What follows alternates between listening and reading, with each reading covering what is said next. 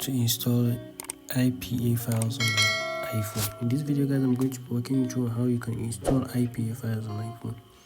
So there are a couple of steps that you can follow and do this, but I'm going to be showing you a few that I know about. So the first method I'll be showing you is this website called Sideload. So Sideload is a website where you can download applications outside App Store. So as you can see, guys, it's very smooth, easy to use, and when you use this, it's kind of more convenient. But the problem with this is that it can be revoked anytime, and you have to wait for your application to show sign here under. If it's not showing sign, then you have to wait for it to work on your phone. So another way you can be doing this is to go ahead and use the All Store. This is another way to discover application without really using the App Store. So go ahead and click on the get the All Store. When you click on get All Store, it's going to be showing you how you can install this. So you'll be requiring a Mac OS to install this, or a Windows.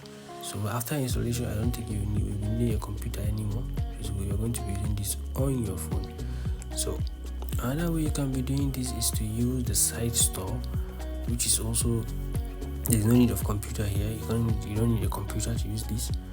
You can go ahead. You only need once you install it, you only need Wi-Fi connection to use this application. So this is another alternative. As you can see, guys, there are tons of applications you're going to be finding here that is not on the App Store. So the other last step, which I see a lot of people doing, is to go ahead and open your App Store and download this application called App Downloader. So if you download this application called App Downloader, and go ahead and open your, if you already downloaded the IPA file on your phone, just go ahead and open this. When you open this, it's going to be showing us for a while. When you click on continue, go ahead and look at the application. It's going to appear here, and then you click on install.